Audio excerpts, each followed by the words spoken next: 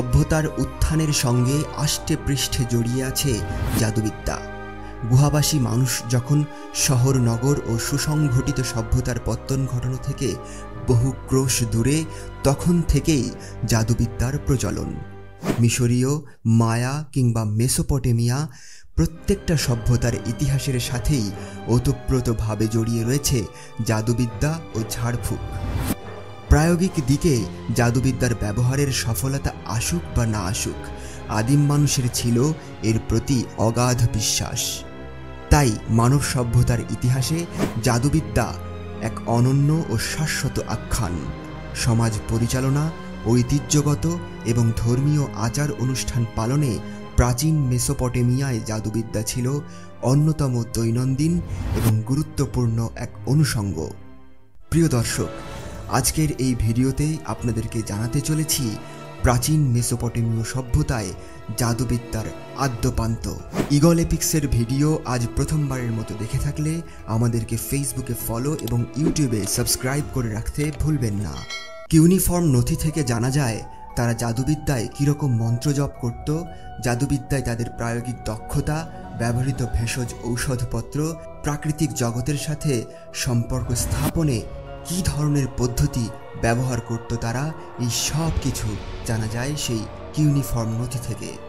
অ্যাসিরীয় সম্রাটদের আমলে বহু জাদুবিদ্যা ও মন্ত্রের সামাজিক ও ধর্মসম্মত বৈধতা ছিল। এসব মন্ত্রকে পংক্তি ও ক্রম আকারে সাজানো হয়েছিল একটি পুস্তকে, যাকে বলা হয় হ্যান্ডবুক। মাকলু শব্দের আবিধানিক অর্থ হল ভস্মীকরণ, যা নিয়ে খ্রিস্টপূর্ব 700 অব্দে 9টি মৃত্তিকা ফলক জুড়ে লেখা হয়েছিল।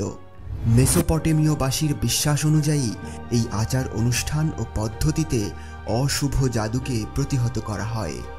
সেই সাথে যে লোক বিদ্বেষের বশবর্তী হয়ে এই কালো জাদু প্রয়োগ করেছে তাকেও দুর্বল করে দেয়া যেত এই মাকলুর মাধ্যমে। প্রথম 8টি ফলকে প্রায় 100টি জাদুমন্ত্র এবং নবম ফলকে অনুষ্ঠান পালনের পদ্ধতি বর্ণনা করা আছে। মাকলু সম্পর্কিত মৃত্তিকা ফলকে নির্দেশনা দেওয়া আছে কালো জাদুর প্রভাব থেকে মুক্তি পেতে হলে মহিলা জাদুকর কিংবা ডাকিনীর পুতুলের মূর্তি পুড়িয়ে ফেলতে হবে। মাকলুতে মেসোপটেমীয় সমাজ পরিচালনা করার কিছু উপায় বাতলে দেওয়া আছে। মেসোপটেমীয় ডাকিনী বিদ্যার অন্তর্গত মাকলুতে ডাকিনীর নাম গোপন থাকে। বেনামি এক ডাকিনীকে উদ্দেশ্য করে মন্ত্র জপ করা হতো, কারণ তাদের বিশ্বাস দেবতারা সব দেখেন এবং কে জাদুবিদ্যার এই অপপ্রয়োগের সাথে জড়িত তা দেবদেবীরা ভালো করেই জানেন। তাই এখানে ডাকিনীর ঠিকানা জানাটা গুরুত্বপূর্ণ নয়। এক্ষেত্রে একজন তান্ত্রিক ঝাড়ফুঁকের আয়োজন করতেন। যেসব জাদু চর্চার বৈধতা ছিল সমাজে তা সকলের সামনেই করা হতো, কিন্তু অবৈধ কিংবা কালো জাদুর চর্চা করা হতো গোপনে, সকলের অগোচরে। অশুভ জাদুবিদ্যার মাধ্যমে ডাকিনীরা মূলত দেবতাদের ফাঁকি দিয়ে থাকত। তারা দেবতাদের বোঝাতে চাইত জাদু দিয়ে তারা লোকজনকে অনিষ্টের হাত থেকে রক্ষা করতে চাইছে, কিন্তু বিশ্বাসের বাস্তব চিত্র ছিল উল্টো। কারো ক্ষতির উদ্দেশ্যেই ব্যবহার করা হতো এই কালো জাদু।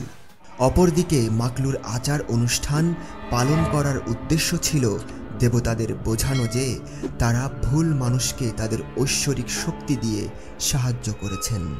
প্রাচীন মেসোপটেমিয়ায় জাদুবিদ্যা চর্চাকে অনেকে পেশা হিসেবেও বেছে নিয়েছিল। পেশাদার এই জাদুকরেরা জাদুবিদ্যার যে কোনো এক শাখায় তুখোড় পারদর্শী হতো। কারো অগাধ জ্ঞান ছিল ঝাড়ফুঁকে, আবার কেউ হতো ভবিষ্যৎবাণীতে দক্ষ। আশিপু নামে পরিচিত দক্ষ জাদুকরেরা সকল জনগণকেই সাহায্য করত মৃত্যু এবং সমাধি সংক্রান্ত আচার অনুষ্ঠানে। আশিপু অনেক সময় অ্যাসিরীয় সম্রাটদের পরামর্শদাতা হিসেবেও নিযুক্ত থাকতেন। দৈবজ্ঞরা দেবতা থেকে প্রাপ্ত পূর্বাভাস এবং ভবিষ্যৎবাণীকে লিপিবদ্ধ করে রাখতেন।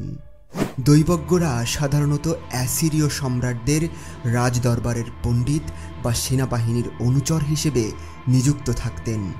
অন্য সকল সভ্যতার মতো মেসোপটেমিয়াতেও সমাজের সকল পেশার মানুষ একসাথে বাস করত। তাই এসব তান্ত্রিক জাদুকরদের পাশাপাশি সমাজে বিজ্ঞানী, শিক্ষক, চিকিৎসক, জ্যোতির্বিদদেরও অস্তিত্ব ছিল বলে জানা যায়। প্রিয় দর্শক, মেসোপটেমীয় জাদুবিদ্যা সম্পর্কে আরও জানতে চাইলে আমাদের এই ভিডিওর নিচে কমেন্ট করুন। ভালো লাগলে লাইক এবং শেয়ার করতে ভুলবেন না। ফলো করুন আমাদেরকে ফেসবুকে এবং সাবস্ক্রাইব করুন ইউটিউবে। মিস হবে না পরের কোনো ভিডিও।